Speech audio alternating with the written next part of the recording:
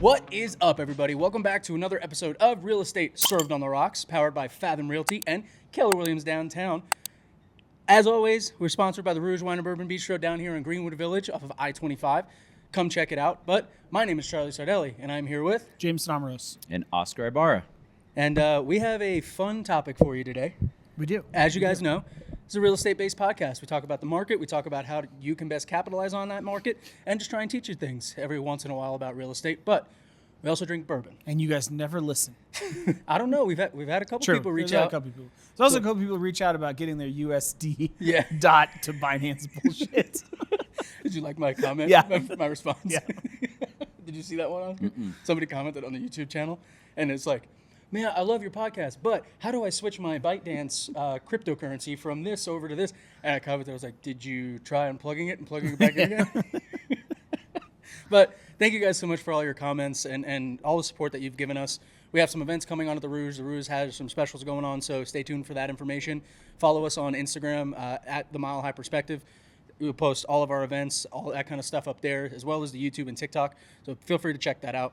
But like I said, we don't only talk about real estate. We drink bourbon and whiskey on this podcast. One more thing. So I surprisingly get the, hey, we follow you and we like your podcast.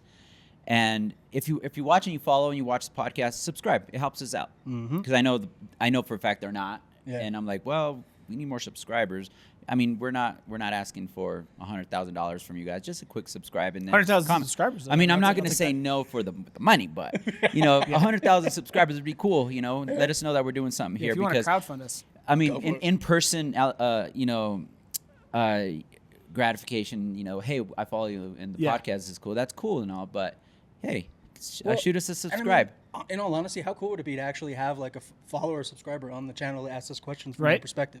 Yeah. I think that would be sick. I mean, we tried the whole live thing, but that was kind of complicated. Yeah, we're going back. Yeah, we're going to get back to it. We'd have to film the podcast like prime time hours when people are not working. Yeah, exactly. And if you're working and commenting, I mean, hey, we're just here to give you a good time. I'm not going to tell your employer.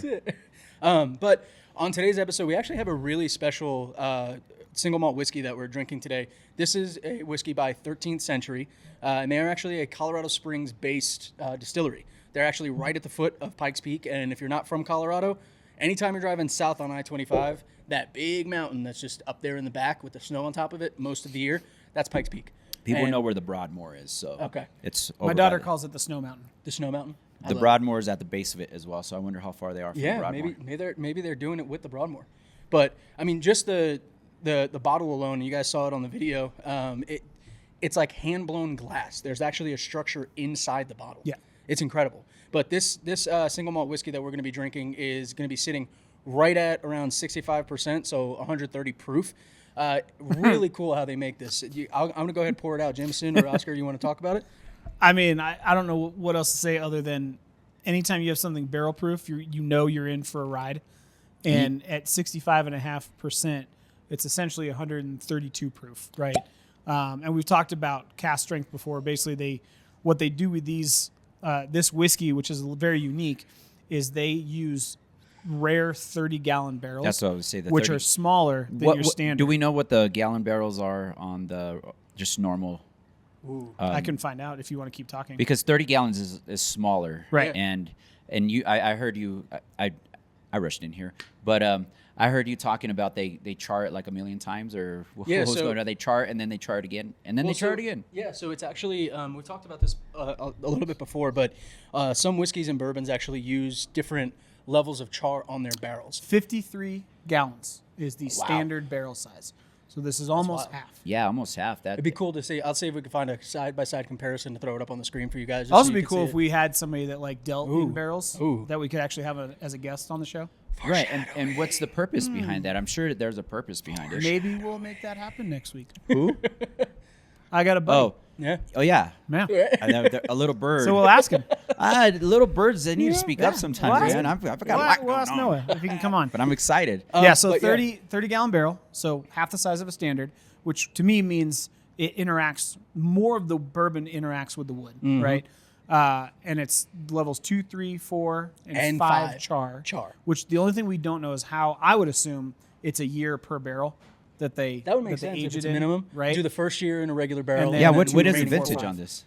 The what? The vintage. I mean, how long did it sit? 5. 5 years? 5 years. Yep. No. Yeah. So, I mean, I would venture to guess that 5 years, multiple chars, small barrel, this thing should have a ton of character. Absolutely. Right? 100%. Like a ton of character. It is also interesting, and I don't know if it's because it's glass blown, but Chris mentioned this. The glass itself is very thin. Yes. Yeah. Very, very thin. When you gave it to me, I was like, this feels expensive. Yeah. So it's interesting. I don't know if that's... I'm gonna see if I can get a shot. We'll do like a shot afterwards. It's cool, though. I mean, it's, To have a glass structure inside Yes. the bottle itself. Yeah. That's, And the that's structure, awesome. what's the structure? For the people It's a that- well. Huh? Right? It's a well. Yeah, No, what it's is a... Distilling pot. yeah, thing? it's a pot Huh. distillery. Yeah. Okay. It That's looked sick. like a keg. Yeah, it's a like pot a distillery. cake tap, Yeah. the top like, part. Okay. Yeah, no, it's a pot distillery. That's awesome. Yeah. How cool would that be if they just stuck it on top Dude. of it and just morphed it? I mean, that'd be I so feel cool. very classy. It's Yeah. hard. I mean, I don't know how hard it is. I'm not a glass blower, but I've seen Blown Away on dude. Netflix. Yeah. And man, Yeah. I mean, it's hard to get just a structure, but a structure within a structure. That's And talent. I always like.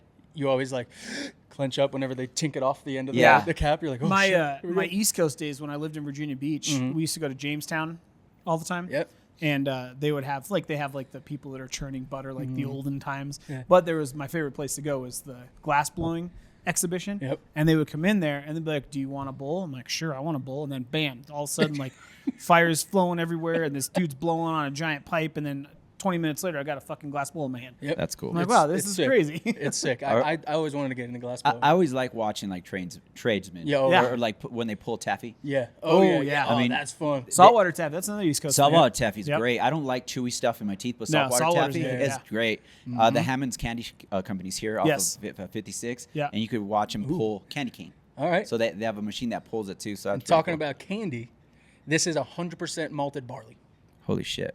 Yeah, it's a single malt. Yeah, so single malt, 100% malted barley. And let's go ahead and get our noses in it. 'cause I thank God wanna- though, because at Yeah. at 65%, Yeah. it was a ride. We're going to need something. Ooh, buddy. All right. I'm going to get my nose in it. Cheers. Salute. Let me see. Yeah, it's burning. Is it? It's not for I mean, 65%. It's the alcohol scent is there, but it's not like burning my nostrils. Does that it's make not, sense? dude. No, I don't. I mean, it's. I smell it, but I'm not Yeah. burning. I think my brain's telling me it's there because it's like, bro, this is 65%. Yeah. But yeah, Exactly. we're ready for it. yeah. God damn you, Jameson. What? I fucking hate you right now. What did I do?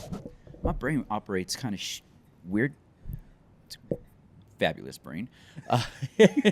You said West Virginia. Where You we said going? the best brain. you said Virginia, and I was like, I had all these thoughts, and now I just got goddamn. May you rest in peace, John Denver, West Virginia, Mountain Mama. All right, That's I how I said feel Virginia right Take Beach, me all right? home. West Virginia is not. Virginia, period. It's Okay. Virginia. That's where it went to. I've been out in the country, so that song came up a few Man, times. that sweetness is so prevalent It for the is. single malt. It's got like a Candied almonds, yeah, vanilla. Okay, like a me. cinnamon spice to it. Reminds me almost like a hard candy. Yeah, there's a little bit of black licorice in there. yeah, but it's there's a little bit of earthiness, kind of like Yeah. cucumber, Yeah. watermelon kind of scent. Well, Definitely- normally single malt tends to be a little earthy. Well, I was gonna say the wood, 100%. Yeah. Like that is the sugar of oak. Yep. Of a white oak. No Yeah, but doubt. it's like fresh cut wood. That's what I mean, and it's Yeah. that sweetness from it. All right, well, I'm gonna go ahead and get this sipping first. Let's see. Hold on. What are the notes on this guy? Also, if you guys look at the legs on this thing, they Or don't even solid. They don't move. Or even the color. The color's like a reddish. It's beautiful. It's a like- reddish yeah. amber. It's like a ruby amber color. Yeah, this gorgeous. You know what it looks like? It looks like what's that? Is it a lager? The red. Oh yeah, Killian's red or whatever. something like that. Yeah, yeah. Back when I was a beer drinker, I did like me some Killian's Irish Red. Yeah. This that was good. I love the color on this. So the nose is herbal aromas with Yep. cinnamon, oak, and butterscotch. Okay. Boom, spot on, baby. Yep. Let's Butterscotch, Get it. that Let's is. Get it. Let's get it. All right, tastes. Here we go.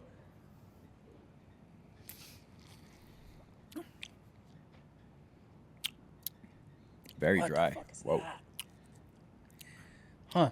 We may have found one of the most dangerous bourbons ever created. You know what I got hit with right up is like a cinnamon, like a hot tamale. Cinnamon candy. I feel the chest hairs growing. Yeah. Oh yeah. Like it punches you. Oh yeah, But Oscar, I feel like this is right up your wheelhouse, dude.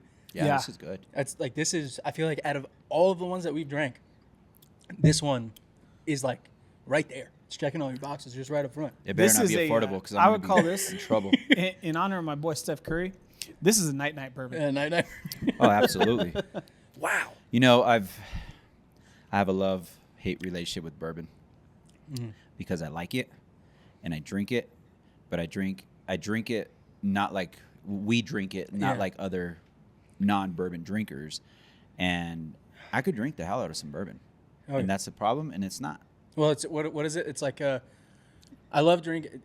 I think this is a cocaine reference, a cocaine quote overall. Easy, Eric Clapton. But it's something along the lines of the problem is Damn, this is sweet. I take a sip of bourbon, and then I like that bourbon, and then the next version of myself drinks another sip of bourbon, and he likes that bourbon, and then it just keeps going. What's That's true.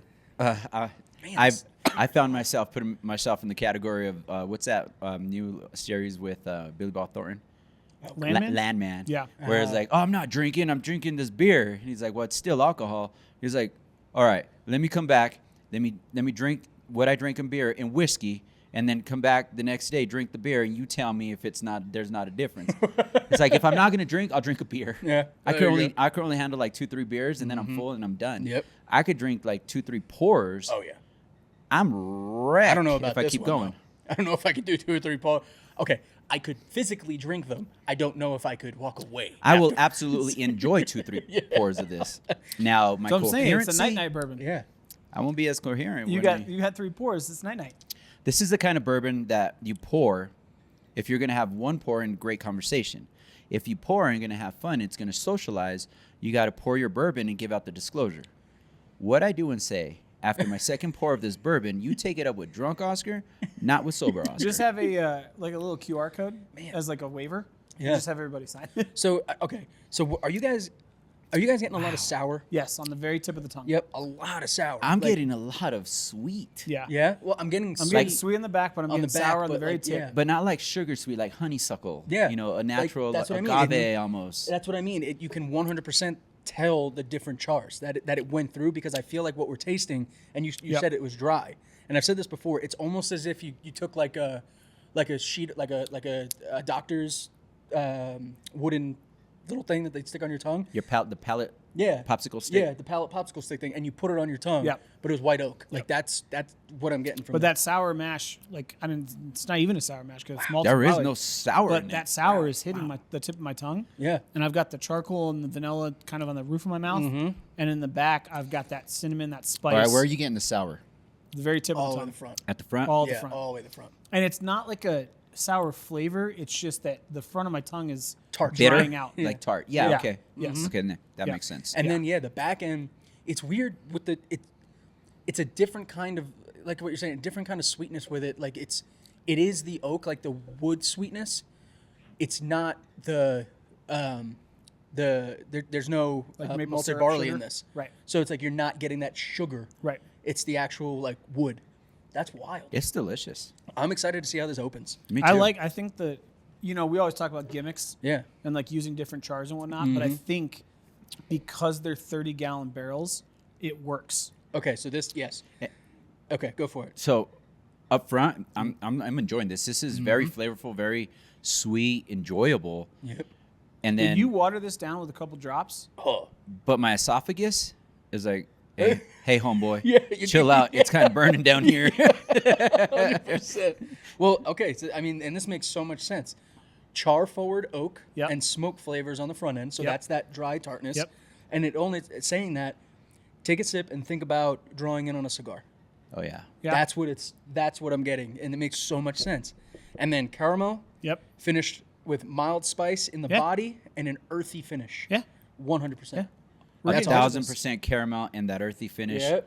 Everybody Oh my yells God, at me they're for spot drinking on. bourbon, but I mean, it's a skill. Okay? Earthbound, baby. I mean, not only that, but when's the last time you grabbed a craft beer and you were like, okay, yeah, Yeah. Right. I taste the hops. This tastes Those- like an IPA. No, it tastes like a goddamn. I you heard they shoved- added you- hops. You shoved hops in my mouth. You carbonated it. and now I feel like I ate a meal. Oh man, that's wonderful. This is delicious. That is great. To all my beer drinkers, I get it and I respect. Let's stay see in my what, lane. let's see what this does. Oh boy. I'm interested to see Hey. it open. This is my first pour of bourbon since the last podcast. Hell yeah. Not that I've not been drinking. I like I said, I've been seeking a beer because I've been busy. Yeah. And vodka. Yeah. Okay. Because- Clear stuff. Pinky yeah. out. This is the first pour Yeah. of bourbon for me since last night. You guys know how I do it. So. Here. All right. You're So a lot I am more. glad Oh, that we speaking have of, this. sorry, this is totally random. Yeah. But I went to the liquor store last night and I was dealing with a lawyer and a roofer, and I was pissed off. I was like, I'm not going to drink. And then I was like, you know what? After this phone call, I'm going to go pick up a bourbon. And they re-released the Basil Hayden 10-year, Ooh. and I grabbed it What'd you and think? I put that shit right back. Good for you. And I got something else. I was gonna say, I was curious. I was like, is he gonna trash it? Because I mean, for Rip beginners, that one off. that's not bad, right? No. No, but you know what? You know who has? So I picked up Heaven Hill Grain Glass. Yep. Crystal Rippy at Crystal Valley. He's got 3 bottles of it. Of the Heaven Hill Grain Glass. What's he selling Nice. for? 76. That's not bad at all. At all. That's really good. That was a good bourbon. Yeah. I talk about that bourbon a lot. I was glad that we did the whole series. Yes. I mean, we're Absolutely. blessed. Yep. Whenever I talk to people about the podcast, I tell them, look, we're episode 80, 86 now. So we've had about 86 different bourbons on top of what we already drink. And then they start asking questions. And I'm like, what's weird, before I'd be like, just don't ask me too much. Now it's just like, I find myself not being able to shut up. Yeah. About it, yeah. Yeah, there's so Especially now much that I've had behind it. so many different ones. Oh, yeah. Yeah. 100%. And it's not even opinions because we're fact checking Yeah. on the spot what our taste palettes and flavors and notes and whatnot. We're doing pretty good too. We're doing really good. I'd say so. So on today's episode, the topic that we're going to talk about is one that kind of not a lot of people really think about when they're starting their home buying journey, and it's the experience of buying from a new builder, like a new build construction, or going to like a pre-owned residential home that A resale. a resale in your neighborhood. Man, that's tasty. And then after that, we're going to kind of talk about how these tariffs that went into play yesterday on Freedom Day or whatever the hell it was called, that went into play may affect new build homes. Just because obviously they use wood to build it, and wood is a big import that is going to be tariffed. And I mean, not to get into the subject right away, but not just wood, but you know, Everything. we're Everything. There's a lot of technological like motherboards that go into houses now, so that's going to affect it. Oh, that's true. Yeah, I think especially like China is probably one of the biggest importers of stuff like that, and it's maybe a smaller sliver of because. But no, I mean, it makes so much sense too, There's a especially lot. with these homes that are doing more smart regulation Yeah. for like eco-friendly stuff. Green homes, Yeah. you need a lot of electronics.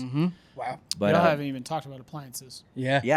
appliances, thermostats, anything green. You and remember smart. what happened in 2020, COVID? And we couldn't order a refrigerator to save our fucking lives. You know what? Not just a refrigerator, and then this is another portion that we didn't think about: paint. Right. Yeah. There was chemicals in the paint we couldn't get. Wow. So here, we'll segue into this by this caveat in real estate is you don't need a real estate agent to sell your house. You also don't need a real estate agent you also don't need a lawyer to go to court. That's kind of how I put it. You don't need a real estate agent to go buy a new build, but it's a good idea because at the end of the day, we are your recourse.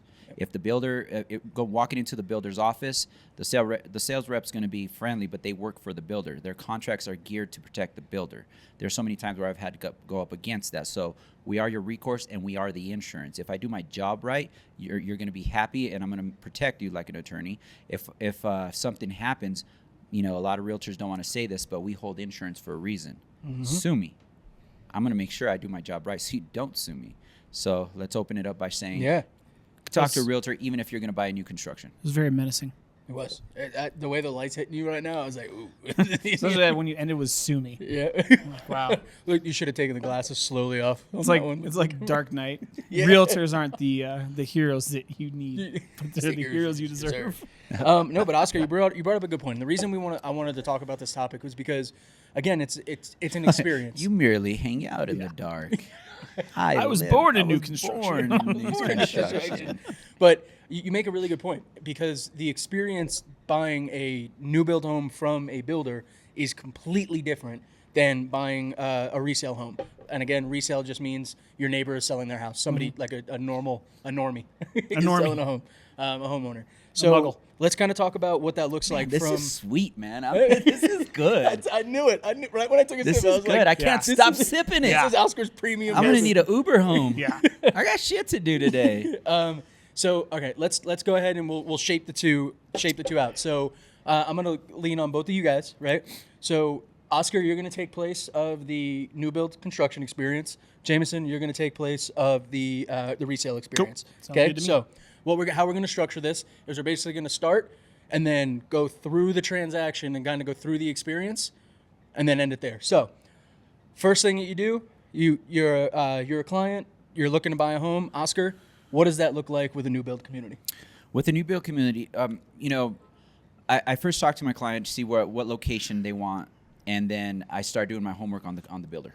Okay. I talk to the builder, I talk to the associate, see what they have inventory home, what the spec build, what the time, and then once we're there, they talk about elevation and all the goods, right? Yep. Quite common now. A lot of the builders have removed the gallery, and they're just doing a few differences, but it's pretty specced out. Elevation means the exterior of the home and where it sits, and then there's the property. Yep. So corner lot, you have more land or whatnot, and then the finishes on the outside is the elevation. Awesome. All right. So I do that homework, and then Yep, the consumer starts guiding me from there. So Jameson, what does it look like? What does it look like for a resale home? That process. The initial conversation's the same, right? Where do we want to live? What are the things that we're looking for in the home? What are your haves, or your must-haves, your nice-to-haves, and your dream? Your must-haves and can't live without. Can't live without, yeah. Yeah. And then we narrow it down by neighborhood. Your wants and needs Maybe list. it's a school district that they're looking for. Maybe they want to be close to parks. Maybe they want to be close to specific amenities. Maybe they're looking for a home that may or may not have an HOA, in place, right? So we figure that out, and then we go in and we start to narrow. In a new construction, you go into the community, and you pick out what we would call the floor plan. So that's actually where I was going to go with that. Right. So in resale, you're not looking at the floor plan. You're looking at specific houses that fit your criteria within different neighborhoods. Exactly. So basically, the biggest difference that you're going to see here with new build homes, you're going to walk in and they're going to say, hey, we have home A, B, C, and D. And normally it's going to be like home Regal, home the Jackson. Hemingway. Yeah, the Hemingway, right? They have The different Shenandoah. building models that have rooms in different places, added rooms, finished basements, non-finished basements. Flex So rooms. in one place with a builder, you have an opportunity to get something like 3 or 4 different homes. It's a product. Exactly. Yes. It's akin to going to Best Buy and seeing all the TVs on the wall, and you're going to have the premium TVs, you're going to have the semi-premium TVs, you're going to have the bargain TVs. Yep. And then you got to figure out what you want based on your room and your experience that you want. You pick out the product. It's very simplified, but for the most part, let's take Richmond, right? The Richmond have, in my neighborhood, it was the Dillon, which was their largest model. There was the Seth, which was the second largest, but it added the 3-car garage and a foyer.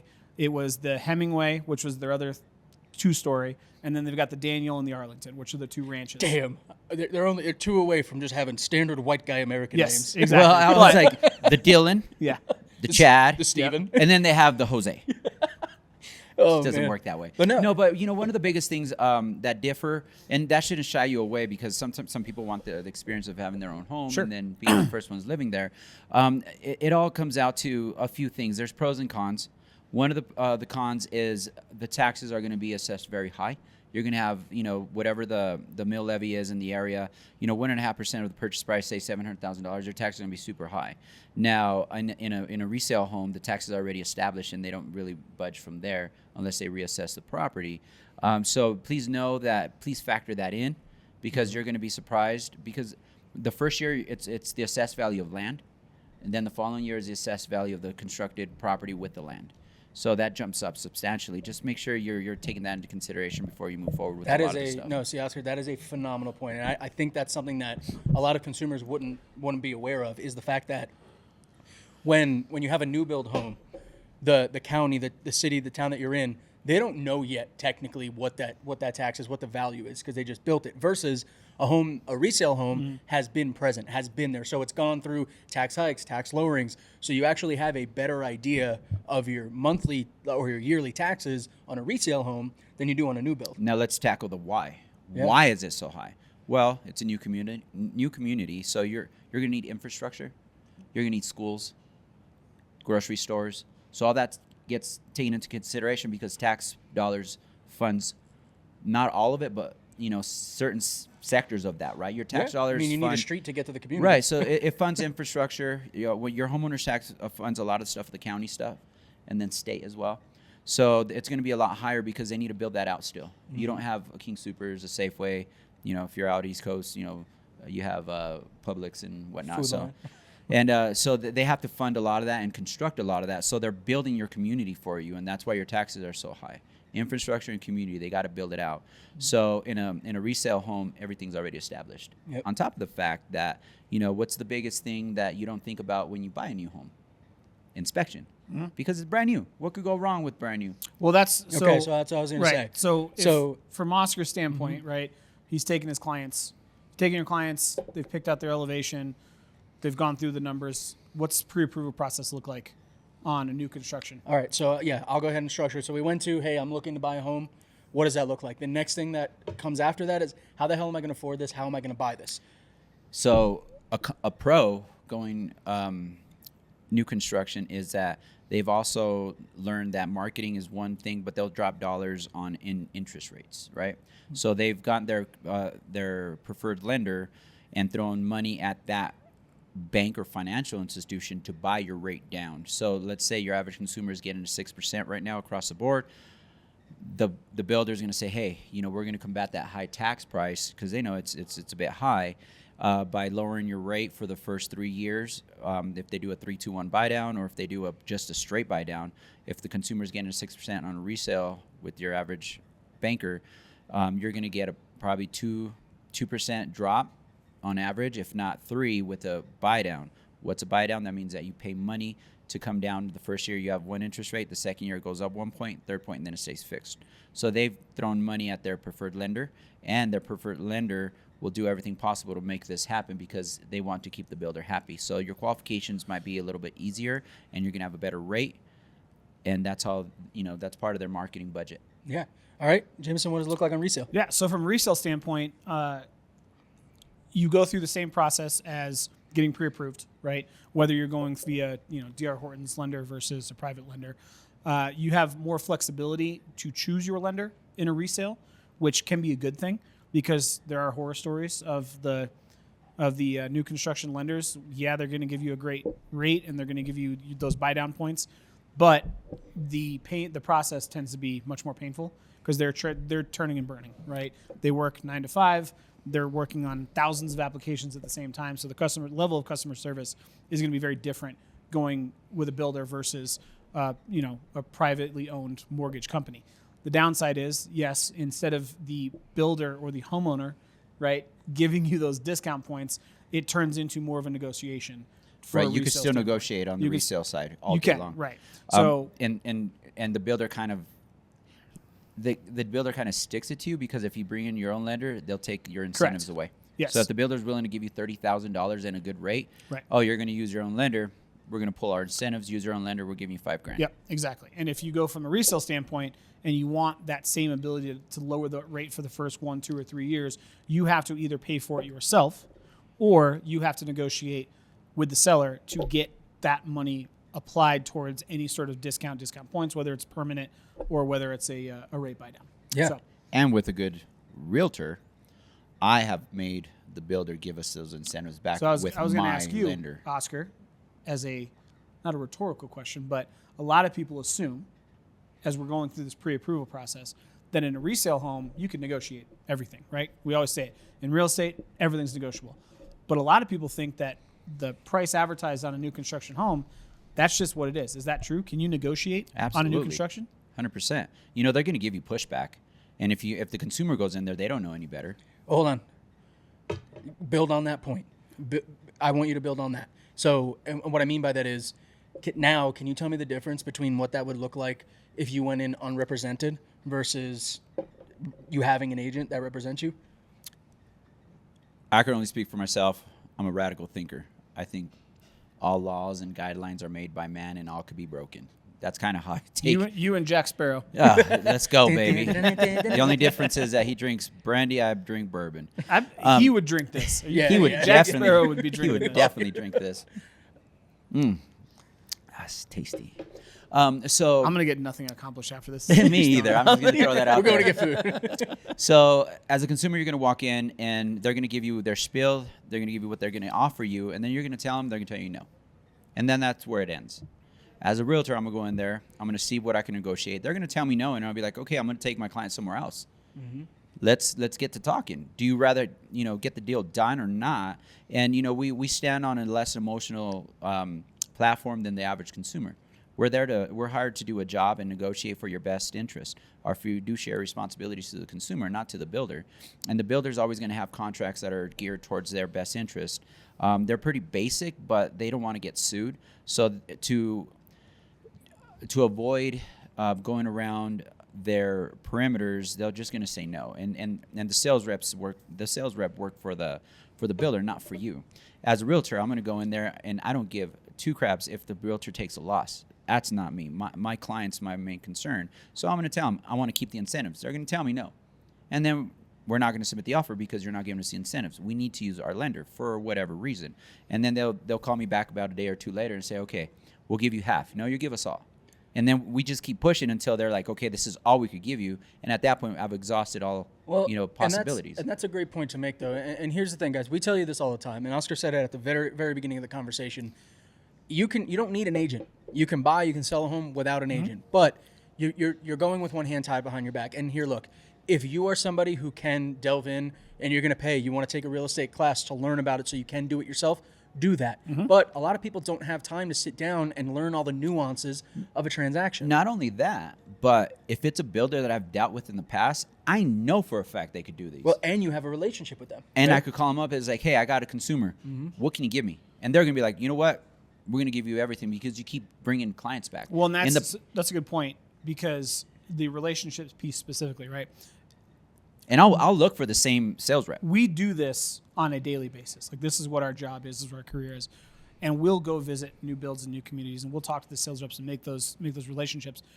But what we do as we're doing that is we know what communities are struggling to sell lots. We know what lot premiums are going up, what lot premiums are staying the same. We know that builders taking it in the shorts. For example, there's a builder I'm not going to name, but they had a period of time where they had to stop building in a community because they had to get rid of all the quick move-ins that they couldn't sell. Well, guess what happens? I knew that.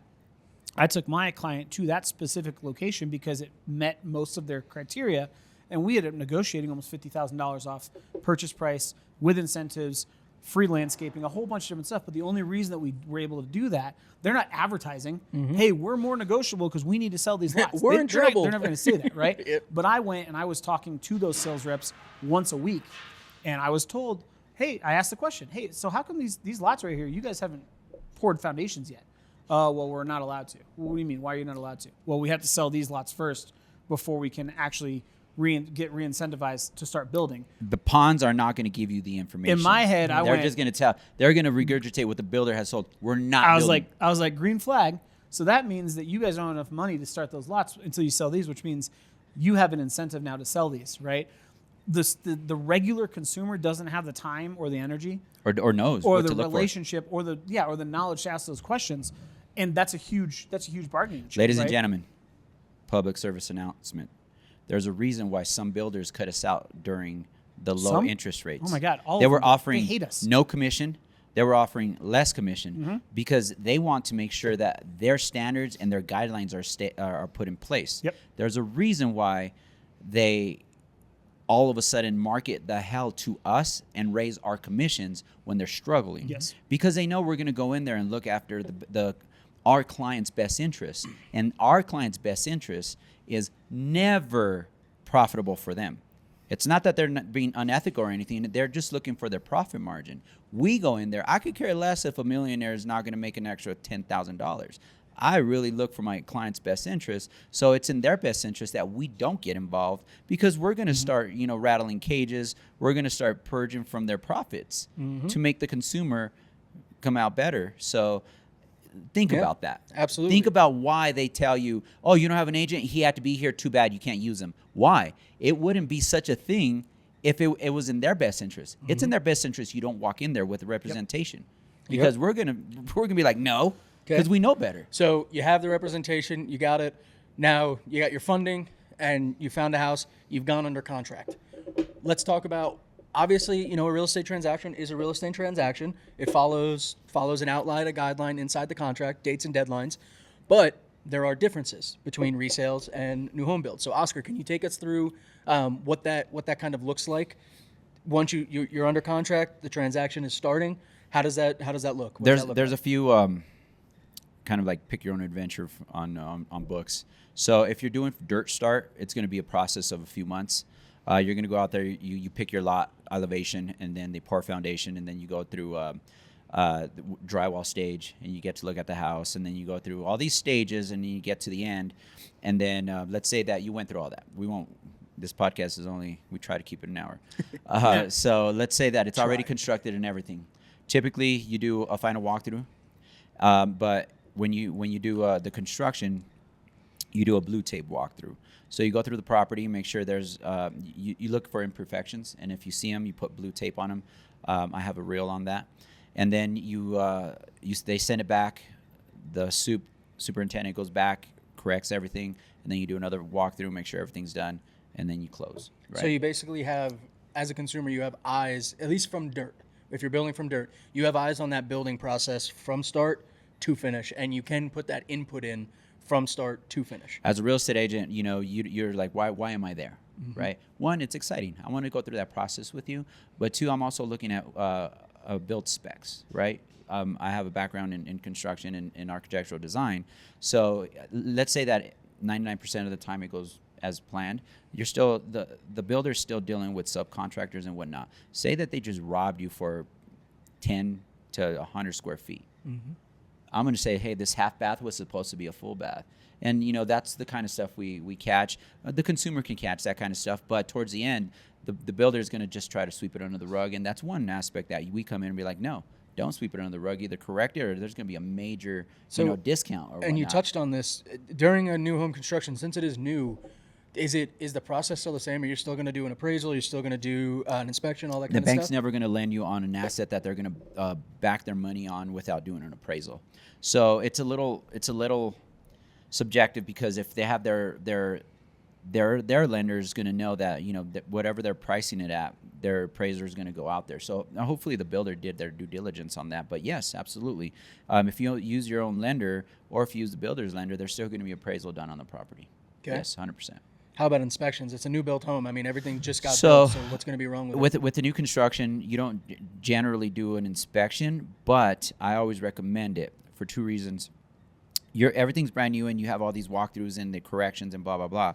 You still have the unseens like sewer lines and whatnot. So I always recommend that you do a final inspection on the house, even if it's brand new, because the inspector is going to go in there non-biased and look at all the appliances and everything, and do a sewer scope, because you don't know how that land was compacted afterwards, How it's settled. and it would make for a belly in your sewer line. Now, what I do recommend after you purchase the house, that the builder's going to give you warranties for the property, right? So it's a bit of a peace of mind. The structural is usually 10 years for the settlement of the foundation, and then there's about a year or so for any of the functionality of the house, plumbing, electrical, whatnot, drywall, holes in the wall, wear and tear. So what I always recommend that the consumer doesn't know is that at the 11th month, if it's a year worth of warranty, at the 11th month, do a general inspection on that house again. Let someone come in with a fine-tooth comb. Pro tip. Fine-tooth comb throughout the house, furnace, water heater, everything. And if there's anything wrong, submit it to the superintendent or to the sales office and say, hey, come fix this, because after that 12th year, you're on your own. But Oscar, what if I submit all of my complaints in the 11th month, but they can't get to it till month 14. Is it still covered? Put it on paper. Hell yeah. You know, It is. A lot of people don't think that, right? They think it has to be fixed by month 12. No. If you because submit it, because it's under warranty. 99% of the time, the superintendent doesn't have time for your Correct. house. Yes. But you've submitted it prior to your warranty to expiring. Exactly. This is what's wrong with my house. Get your ass back here and fix it. Case in point, what if you do foundational or not foundational flat work, right? Your driveway, the cement, your patio, the sidewalk that comes to your house, that's all covered. And if you do it during the winter time, say you submit at the 11th month or 10th month, whatever, you want to give yourself a buffer, and you have cracks or settlement of your flat work, they're not going to be able to do it during the winter time. So make the claim now. When the season gets better, they come and pour it because you've already made that claim. But Oscar, if I buy a new construction home and they tell me that my foundation warranty is 10 years, right? Well, my foundation's cement. Is my driveway and my patio and my sidewalk not included in that? Not included. Your foundation is only the structure that holds up your house.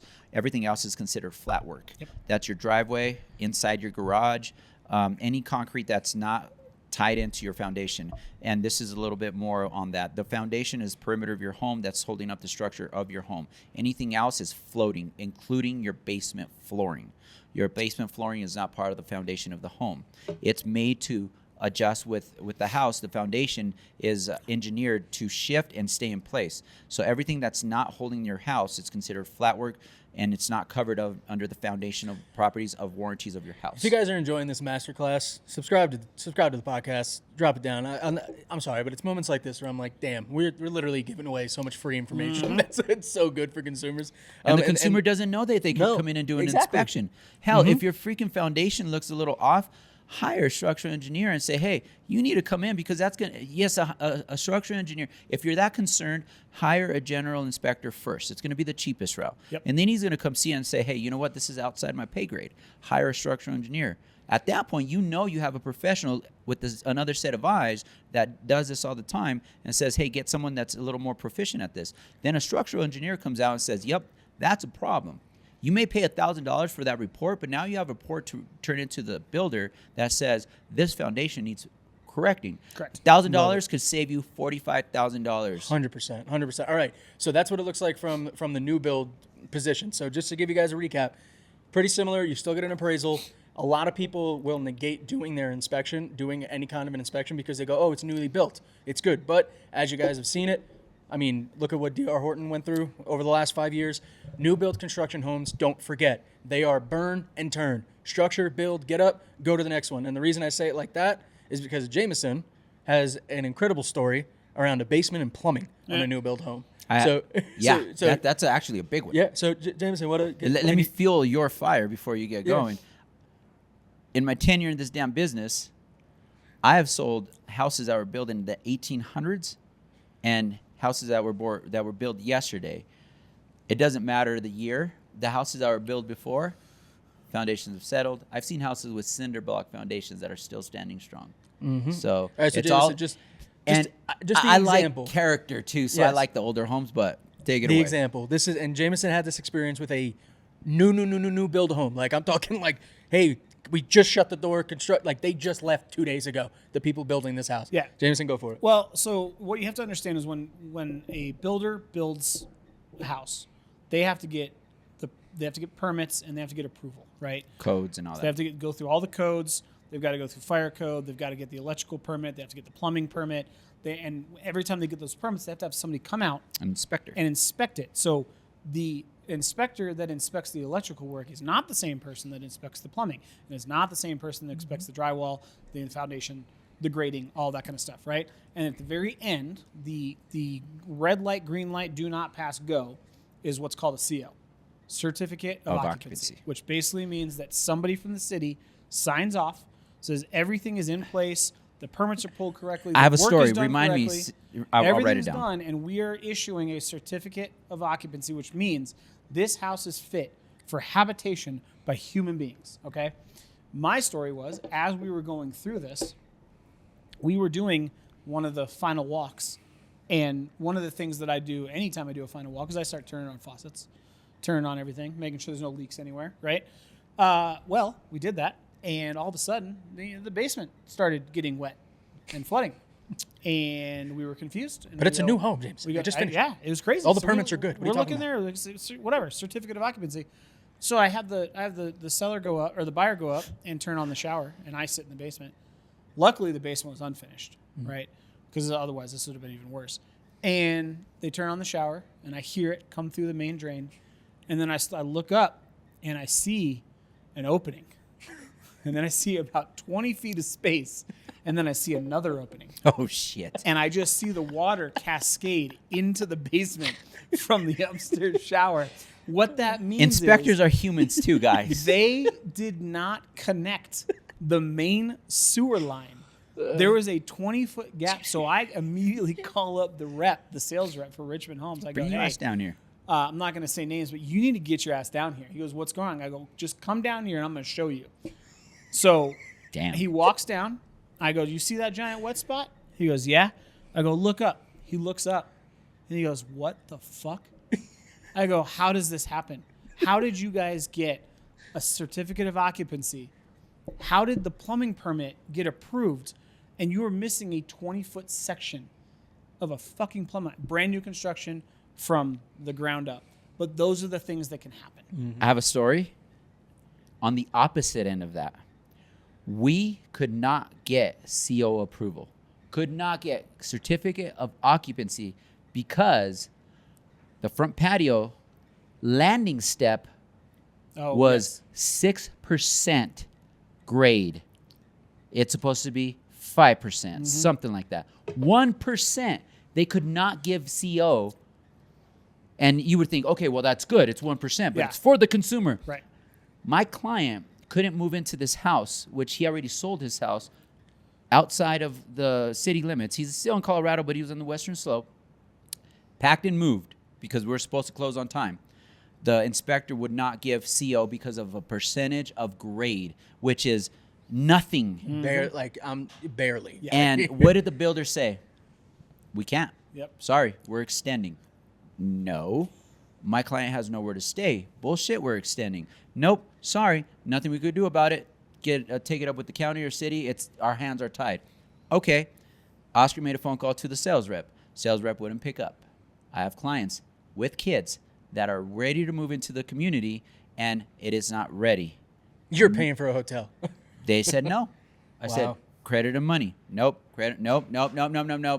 I went around the sales rep, talked to the management. Management got fired. I won't name the builder, but it rhymes with Pentry. Screw them. So I went on LinkedIn and talked to the regional director. It's a builder that's been around for about 100 years. I went and friended their regional director. There you go. And said, I have a problem. Yep. At that point, all of a sudden, the rep called me. We need to do something about this. I have a client that has nowhere to stay. He's been paying out of pocket. I need you to reimburse him his hotel and extend that hotel until we got CO. On top of that, I'm going to submit food and anything else they do daily here. and channels. Yep. Good shit. Yep. So Yeah, that's but outside that of the just scopes goes- of real estate, right? that just goes it had to nothing to show. do with the house. It had nothing to do with incentives. It had nothing to do with any of that crap that we already built in. It had to do with after the fact you screwed up, you need to rectify this. What does that look like? It's subjective. But that's a perfect example as to what you were saying before, where builders are after their bottom line. It's a company, right? They have to keep that, and they are going to do things with you and to you that are going to help them stay there. So as far as the transaction goes, really pretty similar. So what about? I can do it quick. Yeah, right? yeah, go so for it. From a resale standpoint, you go through a lot of the same processes. The only difference is there tends to be more points of negotiation, and those negotiations tend to be a little bit more emotional, right? Because you have A lot more buyer, emotional than this Yeah, side. you have a buyer that's buying a home for the first time with their family. You have a seller that's lived there for 20 years with their family, and they think nothing's wrong. So it tends to get a little bit more emotional, and the steps are very similar, right? I think the only real big differences are you're going to get more title's going to be more involved, because you got to make sure there's no mechanic liens or anything else that have clouds on title that would make it difficult to purchase the house. The appraisal is going to be a little bit different because you're doing market value versus what the builder is selling the houses for. So there tends to be more negotiation in appraisals, and when an appraisal comes in on a resale home, that's what the house is valued at. When an appraisal comes in on a new construction home, it could be that appraisal comes in, and then by the time you close, if 15 more lots get built, Mm-hmm. your appraised value goes up $60,000 and you actually walk in with equity, which is fantastic. Then you go through the inspection. Again, if you have new construction, you can do an inspection during or you can do it after. Really depends on where they want to spend the money. But at the end of the day, you want to do it to be protected. In a inspection on a resale, you either have things that need to be fixed or you can go through and get concessions, money, credit, so But on Jameson, and so forth. the builder gives you warranty. Can you do a warranty on a resale? Yes and no. I mean, you don't get one from the seller, But can you you? can purchase one that will cover certain major systems, HVAC, So AC. a good real estate agent will make sure that your house at least has warranty for peace of Correct. mind, right? Yes, and that same real estate agent will make sure that the warranty that you were getting, they pay attention to the dollar limits Hey, on the, hey guys, I have a story. on the larger thing. I have a real estate story, guys. And add I have a story. I and did it. add the AC and washer and dryer and everything else. I did it, guys. So on your point, my past clients, my first-time home buyers that we were buying out near Commerce City, they're living right off Rocky Mountain Arsenal. So they're My cousin may have gotten thyroid cancer from there. right. Well, so one thing we did is we looked up water, all that kind of stuff. But this was a recent renovation, and you could tell there were some areas that were renovated. It was the landlord special, right? Lipstick on a pig. Exactly. And there were wires that were exposed. There were things in the crawl space, stuff like that. So it really scared my buyers. And they were like, you know what? The roof is pretty old. It hasn't really been redone. There's not a lot of damage, but it is older. Downstairs, that plumbing kind of looks a little wonky. I don't really know about it. So throughout the transaction, talking with the seller, talking with the sales agent, we kind of said, positioned it as, hey, look, these buyers are very interested in the home, but based on some of the walks that we've done in the inspection that came up, they're a little worried about the longevity of the work Sure. and what's going to happen. Oh, well, seller came back. Well, they do have insurance. They're going to have home insurance on it. They could use that to replace the roof or anything that pops up. Yeah, well, Know your policy of insurance too. That's another episode. that's something that's going to come up. That's you're going to come out of pocket for that. They're still going to have to pay for it. So honestly, can we work something out? And we ended up getting a warranty for them that seller paid for 1 year, and as a closing gift, I added a second year. And Jameson, I love that you dropped the point of the cost, the pricing, right? So one thing that they were worried about was the roof. And if you looked at this home warranty, that home warranty covers repairs up to $1,000, right? And so I was talking with the buyer, and I was like, are you guys going to be worried about this for 2 years? Is this something that's going to be big for you? They're like, yeah, but we don't really want to come out of pocket. And okay, cool. So I looked it up, and guess what? You can actually purchase with this home warranty an additional roof coverage on it that will cover $1,000 plus. So called up the warranty, talked to the seller. We got that added onto their home warranty. So now that home warranty covers their roof, their plumbing, appliances, all major things for 2 years. And guess what? That's 2 years of saving that you can do to plan for a new roof. You can plan for a HVAC system. You can plan for a water heater, whatever it is. But I'm glad that you brought that up, because although new builds do offer some kind of a warranty with their purchase, because they're new builds, you can access that with resale homes. Well, it's different. Really fast, Mr. and Mrs. Consumer, on the sales side of that, it could be beneficial as well, because a home warranty throughout the transaction also covers the seller. Here's here's a pro tip I'm gonna say about home warranties, right? When you think home warranty, the goal is to protect the major system. So we call it outside of the roof, HVAC, AC, plumbing, electrical, appliances, right? Those are the big ones. Most home warranties that you purchase have a dollar limit on those major systems. For example, if you go through, I don't know, what is it? First American 210. Whatever, 210 home warranty, right? Let's do 210 Blue Shield. 210 home warranty. If your HVAC goes out, so let's say your furnace goes out, they have a dollar limit up to $5,000. That's what they cover, right? Well, Oscar, in Hello. your experience, if I have to rip and replace a furnace, how much is that actually going to cost me? Oh man, it's up there. I mean, on 10 grand? 8 to 10 on grand. the Right? low end, probably about 7. On the high end, 15 grand. Right.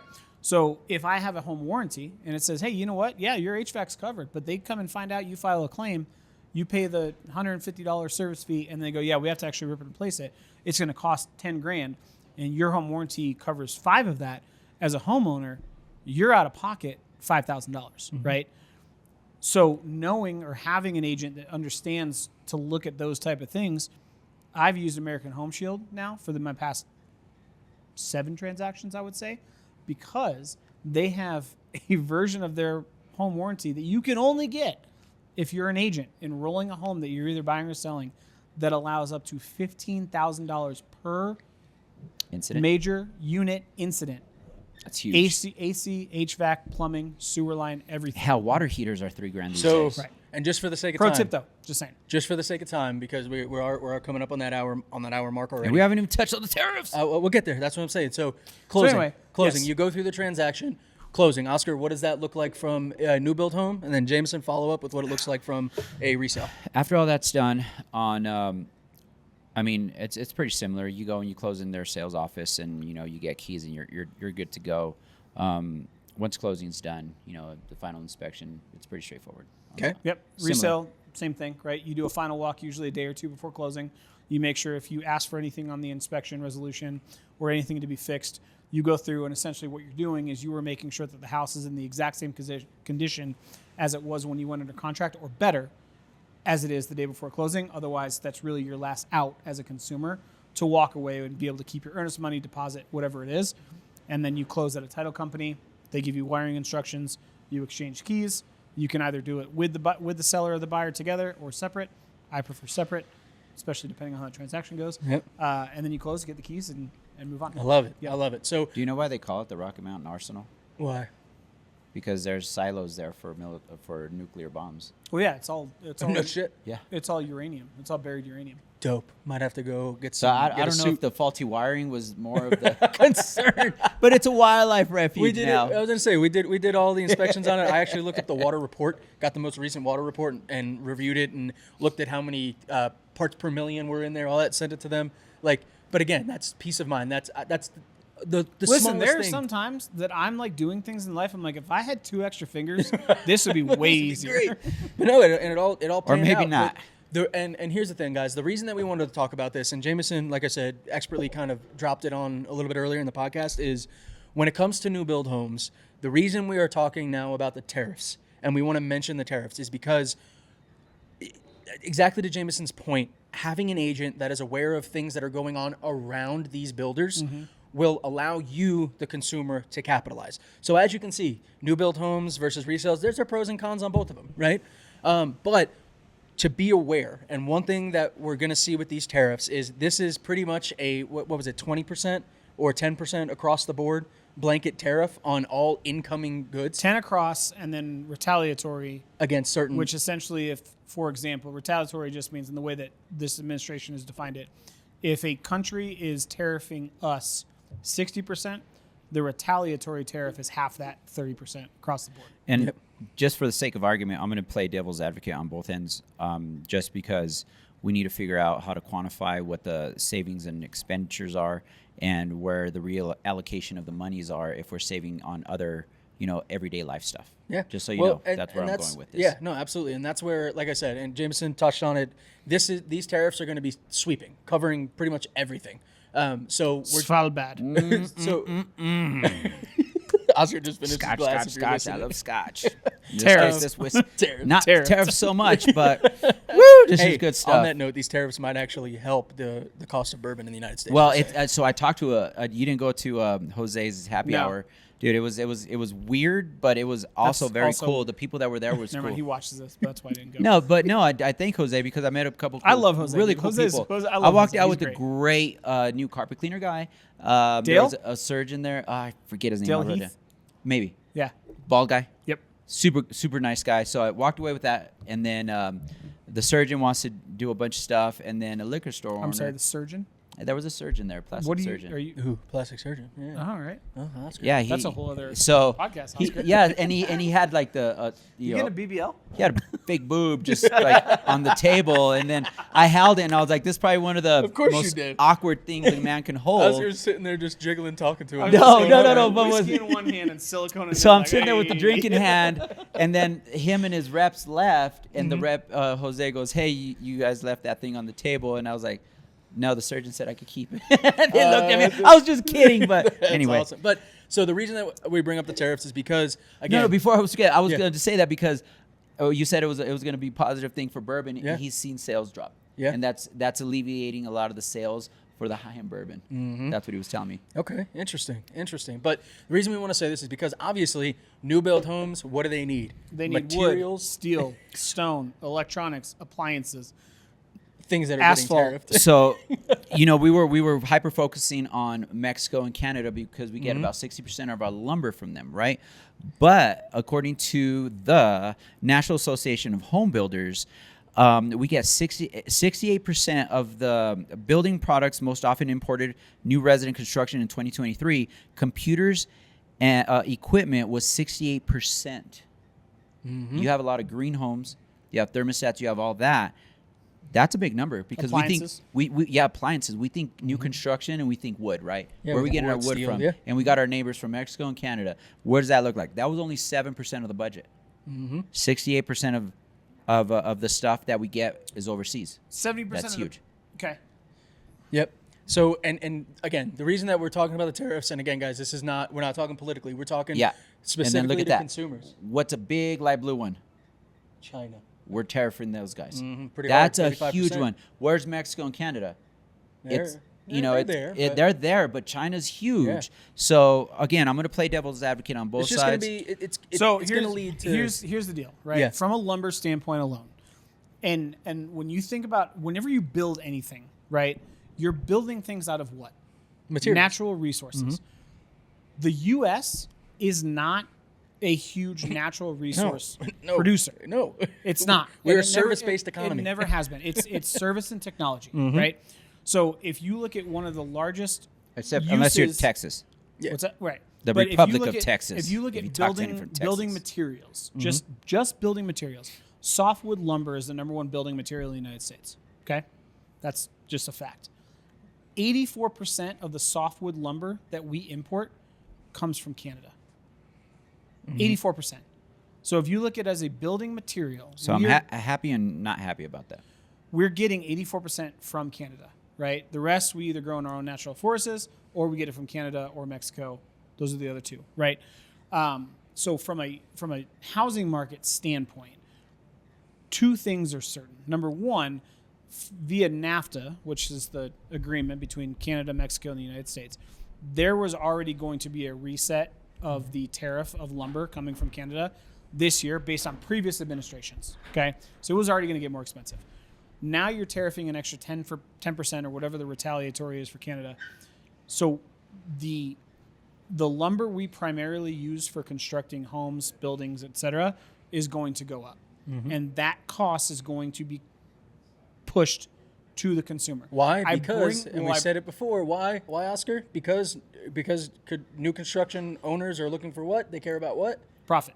Profit. Their bottom line. But their that, budget. so I bring that up because the other piece of information that I think is relevant is in Q1 and in Q4 last year, almost every single, including Toll Brothers, every single national home builder reported the narrowest margins in the last decade because of the cost of lumber and supply chain issues and so on and so forth. So if their margins are getting slimmer and we're now going to increase the cost of the number one construction material they use to build houses, do we think they're going to have money for those incentives that Oscar pointed out to buy down rates, to do all these different things? Or do we think that the cost of the lot premiums are going to go up because the cost of building those houses are going to go up? And that's kind of where I wanted to take it. What's my favorite word? Subjective. Because you can't quantify any of those numbers equally. You cannot. No. Because Toll Brothers is going to build a product. Richmond's going to build a product. Oakwood Homes is going to build a product. Their budget is So here's way different. And here's something that So we need it's a subjective matter, and we really need to dial it down because there's places that funds are going to be allocated. I got you. Go ahead. So when it comes to builders, so as you guys know, I have a production company And I'm outside going to of pour me another one. I didn't my say real estate stuff, and I work with a custom home builder here in Colorado. And one thing that they are really having us focus on as far as their marketing materials is that they are not a cost plus builder. And what that means is, as a cost plus builder, what they're going to do is that means the cost can change as they're building your home. So if lumber prices go up, you can get a higher price than what you were quoted. So when I say that is look for builders that have that that are not cost plus, because what that means is you're going to pay what you were quoted, and the builder is going to take on the encumbrance of that pricing. So that's just a little insider tip from the market. And I will tell you guys, my home builders have already confirmed with me that they have been getting reports that prices are going to go up on average 18 to 23%. Right. So, and again, that's of just what? Again, quantified numbers. I need quantified numbers. Overall build costs for building materials are going to go up from their suppliers by 18 to 23%. And that is confirmed. But again, when if you're looking for builders, see if they are cost plus or not, because that will help you mitigate. Most plan. builders are cost plus. Yes. Here's what I will say as just a caveat, because a lot of people are going to say, well, we can just get lumber from somewhere else, right? Because other countries have trees and so on and so forth. Here's why you can't. Ukraine, we believe it or not, we get a lot of lumber from those guys. Well, and yes Russia. and no. Yes and no. Our imports, top 3, Canada, 84%, Germany, 6.2%, and then Sweden, about 3%. Those are our top 3. Sweden, right? yeah. So, but here's why it's not going to change, because if you think about it, getting lumber from one country to another involves a supply chain. And that supply chain has been continually overhauled to become the most efficient supply chain possible. So to change the entire supply chain is extremely expensive. If we went from saying, hey, we're going to do 83% of our lumber from Canada, we're going to switch it to China. You have the entire Pacific Ocean to navigate. You've got. I was going to say, a good example, right? Right. You need milk. Like yesterday, you have a 7-Eleven down the road that's going to sell it for $5 a gallon. But you get it in 5 minutes, or you go down to the King Soopers that's about 20 to 30 minutes down the road, and you get it for $4. That extra savings is $1. That extra time saving is about 20 minutes. That's the difference. We get it from China, we get it from Canada, less cost shipping from Canada, and then to say that we get it. It has, again, we got to quantify the value and time value and the cost of getting these goods. The National Association of Home Builders stated that estimated that $2.4 billion worth of goods were used in construction of both multifamily and single-family housing in 2024. $14 billion of those goods they were imported from outside the U.S., meaning approximately 7% of all goods used in the residential construction originated from foreign nations. Now, devil's advocate. There's two sides to this coin. There's cost and what's that going to cost us. And then there's my personal emotional belief. I don't want them to deforest any of my land. As an American, I'm a little selfish. I'd rather them go take your forest than my forest. I'm sorry if you're watching this from other parts of the world. That's why they hate us as Americans, but I want to keep our resources. It comes at a cost. Literally one of the most material dense areas in our country. And when the administration says, hey, we're going to bring production back to the States. That means they're going to start drilling oil in Alaska. They're going to start deforesting Alaska. Yep. I don't want that. No. Not it comes at a cost, though. Yeah. So let's quantify. So let's look at that. Let's quantify it. Yeah. 93% of new residential homes use soft lumber as a primary building material. Canada. The number one exporter of soft lumber is Canada. So those tariffs, when they surveyed the National Association of Home Builders, right, which they run these stats as a living, their estimation, if these tariffs take place, and this article was done, And again, prior to. I want to do some mass chaos mitigation. Well, no, but hold on. That's only 7% of the builder cost. I know, but ready? Here's the deal. It's yes and no. It's 7%.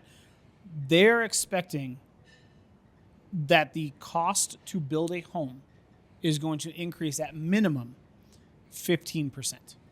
Which, if I read the stat right, was a little under 10 grand per house. Well, I mean, let's say, well, no, it's got to be more. That's what the National Association of Home Builders said. So if it's again, I'm doing some mass chaos mitigation here. No, you're right. So if it's you also have to 300, think though that's going off of base. That's going off of average home price. If it's a 300, if it costs $400,000 to build a home, right? 1% or 10%, sorry, is $4,000. So 15%, call it $8 grand, right? $8,000 or $9,000. But again, they now have to make a profit on that. So yes, it's going to be a 15% increase. Subjective, because what's your profit margin going to be as a business plan? Well, as a business plan, it's 30%. That's always been the golden standard. So my point is, if it's going to increase 15% to build a home, you're going to have another 30% increase to cover their margins, and that is before labor costs increase. That is before a lot of other things that happen, right? Because we also discovered that we were trying to deport however many million. The building, the labor force. Right? And 70% of that is the labor force. So that's also going to go up. My point is, like, the ripple effect is far and above we're going to bring manufacturing. So and we talk about just the housing market. It's not feasible in the United States to bring manufacturing 100% back here. Yes. It's just not. Right. It's not. We don't have the resources. And then the manpower is a secondary effect of that. But at the same time, I want to stop that ripple effect because I want to know the whole story. I play devil's advocate for a reason. I want to know why we're doing it. There has to be an explanation. Where are the funds allocated afterwards? Because if we're just doing tariffs just to be an ass, yes, 100%, fuck that, let's stop them now. But if the tariffs are being allocated somewhere else that are going to be beneficial and again, outside of the U.S., I'm sorry, but if it's going to be beneficial to the American people, then let's see what that is. Yeah, I need to know. We don't know that. It's not. Where's the money allocated? What does it matter? Because It does matter because if that means that I'm paying less taxes, You're not though. but it doesn't. Do we No, know that for a fact? My point. Because this administration threw out some radical shit, right? Income tax. It doesn't matter about that. I'm talking tariffs specifically. Yeah, but those tariffs were tariffs were implemented to either negotiate, which is a trade war, right? Whatever we're doing, but also where is that money being allocated within the government? But there's no money to be allocated, is what I'm saying. Like the tariff, when it gets implemented, is paid by The consumer. Well, it's first paid by the company inside. Yes. Anybody the that country. wants to do trades with the United States, Yeah. it's a tax to come in and import their product. Right, but that tax is paid for by the companies inside the United States. But they're foreign You know entities. what I'm saying? No. The company that is No, what I'm pulling saying the is- material in. If, But if still, steel, those put it this materials way, are if steel goes up and is tariffed 10% across the board, okay? Let's just say that. And Ford is an American company building cars and needs steel, right? That 10% tariff is not paid for by whatever company is importing the steel. It's paid for by Ford. That's how the tariffs work. They pay at customs that 10% tariff. And the whole idea of what a tariff is supposed to do is to encourage those companies to say, you know what, instead of buying steel from these people outside the United States, we're going to move the jobs inside the United States and produce it here so we don't have to pay that 10%. The problem is if they do that, now they are paying twice the amount from a labor standpoint to produce that steel in the United States so they don't have to pay the tariff outside the United States. Okay. I don't want to get too economically based on the tariffs. I want to stick on the Point new is, home. tariffs are going to make new home construction 15% more Yes. expensive in the next year. Yes. Okay. Now let's lean on that. And go. So but hold on, I want to clarify that. If that were the case, and your analogy is 100% solidified, why are the other countries so griping about it if they're not going to take a loss? They're griping about it because there is a chance that whatever they're importing to us, we decide to bring it into the United States. Therefore, they're not going to get the ultimately revenue. it's Because the more of a- definition of what you're saying is that we're implementing tariffs to make it more expensive for national companies here Yes. to build. Correct. But it also has to do with people importing and doing business with the United States. So the federal So- government's taking and money that- from them. So well, No. Yes. No. Yes. No. Yes. No. Yes. That's not how tariffs work. Yes. No. In the economical arena of it, that's the way it's supposed to work. That we would benefit as a country. Now you're looking let's at it put from it a this way. consumer Let's put it point. this way. You're looking at from. Can I do it? You're looking at it from a consumer standpoint. No, I'm not. I'm not. Okay, I'm elaborate. not. I'm not. So let's say I've got a t-shirt making company here in the United States, okay? And I sell graphic design t-shirts, right? Mm-hmm. Okay. And I sell that t-shirt for $10 right now to you off the TikTok shop or wherever the fuck you buy it. But I get the t-shirt from China, okay? And that t-shirt I get from China costs me $5 to import in, and then I print it and I sell it. So I buy it from China for $5. I print some bullshit on it, and I sell it to Charlie for $10. Okay, but then I import a 50% tariff on China imports across the board. So now that $5 T-shirt now costs me $7.50 to get from China. Okay, right? So now it's costing me $7.50 to sell the same $10 T-shirt to Charlie. well, now I need to cover my cost because there's a tariff on Chinese goods. So instead of selling that T-shirt to Charlie for $10, now I have to sell it to him for $12.50. No, I understand that Hold part. on, wait. So now what I do is I say, you know what? Screw it. I'm not going to use China. I'm going to make my T-shirts here in the United States, and I want to sell it to Charlie for $10. But instead of China charging me $5 for that T-shirt, I have to pay American workers $13 an hour to make the same T-shirt, and now that T-shirt cost me $20 to make in the United States. Did I bring jobs to the U.S.? Yes, but I have to pay them more because I'm not paying Sun Ji Kim 17 cents an hour. I'm paying, Walt Emerson $20 an hour. So now that T-shirt to make, I have to now charge Charlie $20 But here's where to I think buy that same fucking T-shirt. Here's where I think the disconnect lies, right? Oscar, you're looking at if it's not going to hurt them, then why are they reacting the way that they are? And then Jameson's coming from, no, it's the consumer side. Really, the reason that the countries are looking at it is because everything in the world is based off of the U.S. dollar. The entire world economy is based off of the U.S. dollar. And when I want to elaborate to that because there is more to that. But what I'm saying is, because by definition, a tariff is a duty tax imposed by a government of a country or custom territory or by supranational union on imports. So it's saying that we're going to impose a tax there. I know, but so if that country still wants to import that same product, they could absorb the price too. They could, but they're not. They're not. That's not how business works. That's not what a trade war is. And but as a business partner, would you absorb a certain amount? It doesn't matter because the tax is paid at customs by the importing country. That is how it works. And the reason that these countries are reacting Ford the way can't they are, choose to not pay it and say, "Hey, I'm not going to pay it, so you fucking pay it." If the tariff is in place, Ford is paying the tax and the tariff on steel at customs to receive the product because the other company or the other country already produced the good and sent it off. But that's how wouldn't it that works. throw a wrench into the computer? Because it's not how it works. but There's this still is- and decisions this- being made well, this No, is how. but Well, that- hold on. on an upper scale. Hold on. Let me explain it. This is what I was going to say.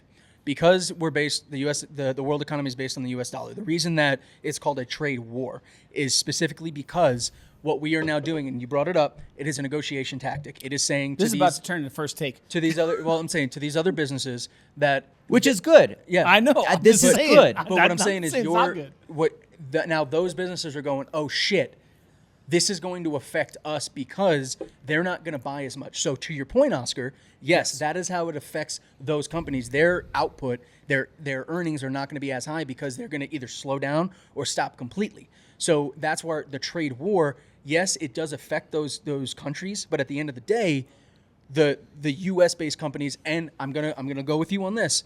This is a long-term strategy. This is a to be completely honest, it is not going to do anything in the 4 years that Donald Trump is in office. This is, if it stays in place, after 6 to 10 years, we're going to start seeing this flip. But unfortunately, we are so flip-flopped here now that we don't have the ability to come on common terms between different parties to say, hey, let's continue this because it's going to be good. And again, I Right? told you I prefaced by I'm going to play devil's advocate, yeah. Mm-hmm. and I'm going to be passionate about it. Yeah. Are you Ford? Am I Ford? Ford. Yeah. Are you Ford? No, you guys are not Ford. The average consumer is not Ford. We have the option not to buy Ford's product. So who's going to be affected by it? Ford. Who is the left so pissed about? Big companies. Yeah, but Billionaires. Hold on, time out. So if you could, and again, I'm playing devil's advocate. If you could stick it to the fucking man, why not? Don't Do buy you their like fucking guacamole, product. Oscar? Huh? Do you like guacamole? Fuck no, I'm allergic to it. Are you allergic? I'm You're allergic to I avocados. love avocados. Okay, what's your thing that you make the spicy salsa? Jalapenos. No, I know, but what do you make? What's it called? The green sauce. It's Whatever the green sauce yeah. is, right? Okay, so the jalapenos are whatever amount right now. Well, where do we get 90% of our jalapenos from? I don't know. I buy my jalapenos from Well, Key we Super, get them so from they're Mexico. local. Okay, I'm very So, self-conscious about what I do. My point is, if we import a tariff, we can't just all of a sudden start growing jalapenos. In the I US. understand, You know but what I'm saying? what I'm Okay. saying is I'm All right. playing devil's advocate We're going- because you're saying that these big companies are going to be passing off to the consumer. They are. As a consumer, we have the power of not to buy that product. Right, but that's assuming. So that's going to be an adjustment by big power and or no, other because countries. now you're But the assuming other that products are going to be more expensive, you're and I'm gonna, not buying more expensive because I already can't afford it. Your But- argument is now predicated on the fact that we as a country are going to come together, which is I not going want to happen. that. But it's not going to happen, right? Why So not? We're gonna, because Because we're American. what drives people? Convenience. right? That's it. It's convenience. I'm not going to go out and shop for a different, lesser made car because it's going to cost me an extra $200 I a am. month. You know what I'm saying? I It's am. just not.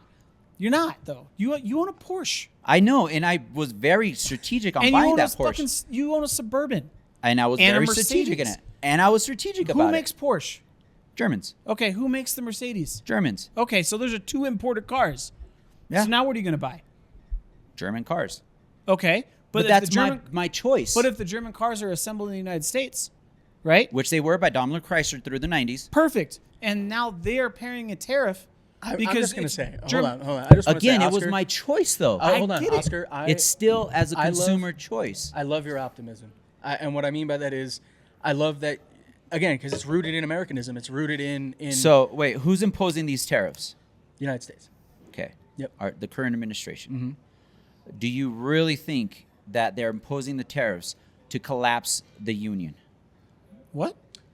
Are they doing it to collapse us? No, I don't think. They're, Okay. Again, so I we think need the it's- whole story, and then maybe it is a give or take, maybe it's not. Well, what but I- we need to get the bigger picture Well, and- as a consumer. And what I was going to say about it is, I love I love your view on it, where because you believe in Americans that we will buy American made, but where I say is this is such a unique. and it's not even American made. But what I mean by that is like we will pay more for a product, but we are at a time where it is the most expensive that has ever been Yes. to be a United States citizen. So to do something where it's naturally going to raise prices for that citizen that is experiencing that now, I'm sorry, but I can't. I personally, I will not pay more because I'm trying to save more money so I can pay my bills. Right. Right. Okay. So, okay, we went far, but the Rouge is going to open here in the next 15 minutes. So we need to the main reason we bring up the tariffs, and this is why I want to say it.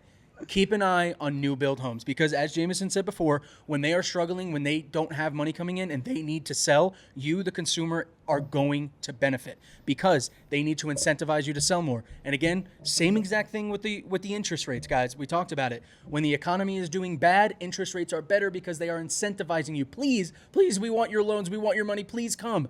So, although the tariffs, yes, whether they're good or bad, whether they put a weight on us, regardless of what that means, and we said this during our recession episode, if you have been preparing, if you have been saving, if you are ready, this period of time could be a really good opportunity for you to capitalize. And that's ultimately why we went on the tariff conversation. What we just did right here, this is legitimately the entire experience of the American population Oh, yeah. right now. 100%. 100%. And So- at the end of the day, if you know who I am, I'm Switzerland. yeah, exactly. I was heating this guy up Yeah. because it is. But it it is is. viable It's an questions. example, yeah. It's viable questions. What's Absolutely. out there? You got to Absolutely. ask these questions. And at the end of the day, new construction, get a realtor. Yep. Resale, get a realtor. It's only going to benefit you in the long I love run. it. All right, so let's move on to our Run Rock takeaway for today's episode. Who wants to take it? I'll take it. Go for it. I think if you're a seller, you are going to face less competition from new builds in the next year. So I think that if you've been looking at listing, you're going to have to, and in Colorado specifically, right? Because if you look at new construction across the United States, there's different pockets that have new home starts. And the West is like, we're up 2% from last year. But the biggest gripe has been if I'm a seller, I'm competing against new builds that are giving me 3.5%. As those profit margins shrink, as those new construction homes get more expensive, I think the seller of resale homes, you guys are going to have a little bit more power and a little bit more influence throughout the rest of 2025. I'll piggyback on that. If your realtor is pushing new construction, that means they're tired of incentivizing you, the consumer, and they're starting to incentivize us. So we look at that as one, we're trying to pay us more money, but it's not going to come out of your pocket. Right. That means we could come in and negotiate the hell out of it to really benefit you at the end of the day. So come talk to us because we're seeing the after ripple effects that are going to benefit you because they can only incentivize you so much. And they're like, well, who else has the general public's eye? Us, the realtors. I'm not going to take you into a new construction if it's going to tank you. It's just not who I am. But if they're like, let me incentivize this realtor, and then I'm going to go in and ask questions, be like, okay, I know they're hurting. Let me bring in the consumer and see how we can, get you a better deal. And I'm gonna piggyback on the piggyback, but I'm gonna play devil's advocate. And what I mean by that is this is a phenomenal time for you as a consumer to get involved. Start understanding finances, start understanding interest rates, start understanding incentives, stuff like that. Because the more you know how the world around you is going to affect the situation that you're in, the better you will capitalize, whether you're just a consumer walking into a new build home. Because if you know, hey, you watch this, I watch Real Estate Served on the Rocks, and I know that you guys are hurting here. What does that look like to you? Guys, they have to answer you. Like they can't say no. The sales rep's gonna be like, "Oh, we're not." Yeah. Bullshit. Yeah. Talk to them. Bring in an agent. Yeah. Or again, a great example. Go experience it yourself, and then if you don't think that you're getting it, call an agent and be like, "Hey, what is this looking like? Can you get some information?" Because they will talk to an agent differently than they will talk to you as a consumer. Again, they're concerned about their bottom line. So just use this as an opportunity to educate yourselves and know what's going on. Watch more podcasts like us. Learn more as much as you can, because you're only going to benefit in this period of whether we go into recession or a down period. You, the consumer, will benefit with the more knowledge that you have. All right. All right. Whew. I will say this was a perfect bourbon for this episode. Yeah, man, I was gonna have half a pour. Yeah. Let's go ahead and move into the bourbon review Delicious. for today's episode.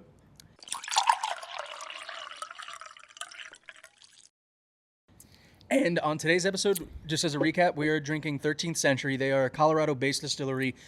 This that we're drinking is an American single malt whiskey, and it sits right around 130 proof, 65%. I'm gonna give it to you guys. What you guys both had a pour. Did it change for you between pour one, pour two? It did. It did. Mm-hmm. Oscar? Yes, but my opinion did not. Okay. The sweetness came out. Okay. I think but I will say this: the char and the burn, like the ethanol portion, stayed. Mm-hmm. So to me, and we've talked about this before, if it's a good bourbon and it stays open, if you get more complexity but you still get the hair on your chest feel throughout the entire thing, that is a well-made bourbon. Yep. And I think the fact that they went 100% malt barley with this proof, with that amount of char, I'm going a very, very solid 2. Really? Yep. You're gonna go as high as a 2? I'm going to go as high as a 2. Okay. Yeah. Oscar, what do I you am think? going to rate it before I even know the price, because I'm big on Yep. consumer advocacy, right? That's And just trash. What I was playing devil's Oscar's advocate talking about right all now, that shit, but everybody's listening and watching. Just remember what I said at the beginning of the episode about Oscar liking this. Go for it. this bourbon's right up my alley.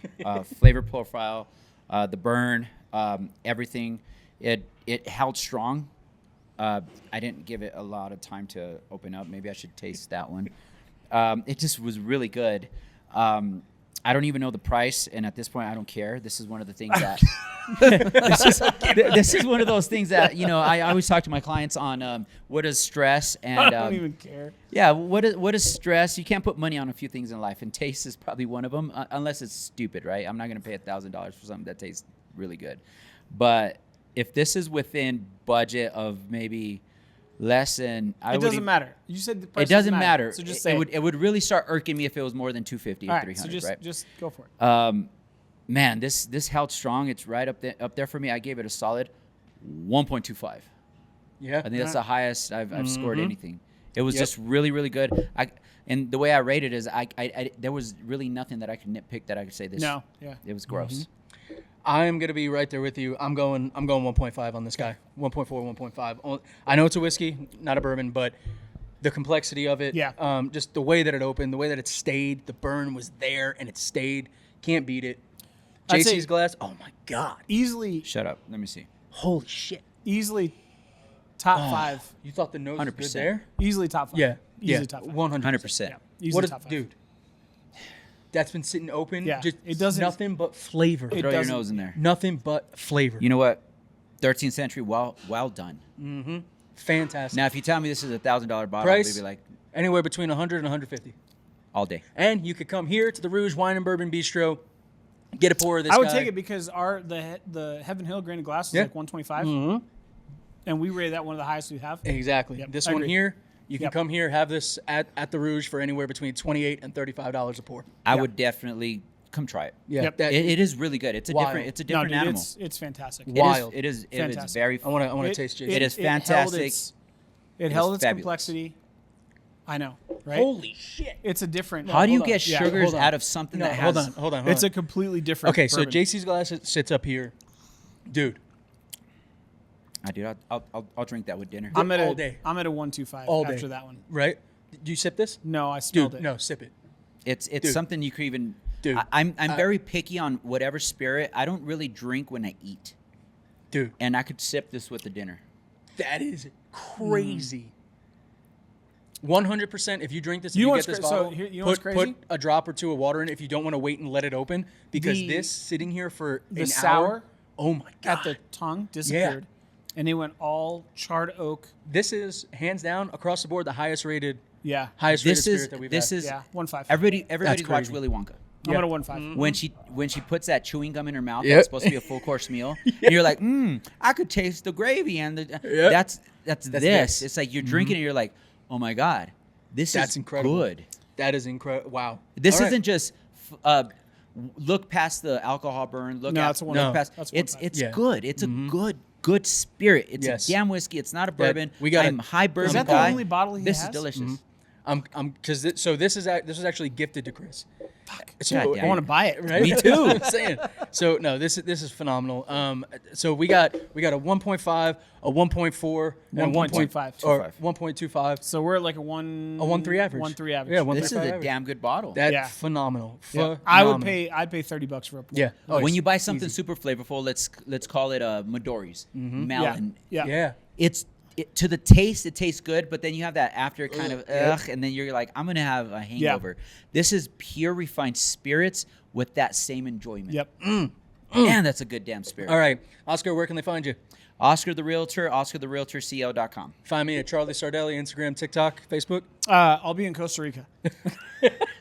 Jesus, weren't you fucking arguing about the tariffs? God damn, I wish I was in Costa Rica. I talk all this shit, but I can't go to Costa Rica right now. The Colorado real estate guy. Why could you not go to Costa Rica? Do you have a big enough suitcase? Because I need to be a stowaway right now. Oh yeah. Oh yeah. Let's yeah. We'll I got go. tariffs We'll to go. pay for, We'll go, fucker. baby. We'll go. I love it. I love it. On that note, guys, you can always reach out to all three of us. Any questions that you have, leave a comment, subscribe to the channel, whatever it may be. But you can reach out to us, RESOTR at themilehighperspective.com. Give us a phone call or a text. 720-584-3361. Also, we don't know anything about Binance. Stop asking us. I know a little about crypto, not enough to tell you. But. On that note, guys, phenomenal episode. Cheers. Hey, Fucking fantastic. general public, thank you. Much love. Thanks for following us.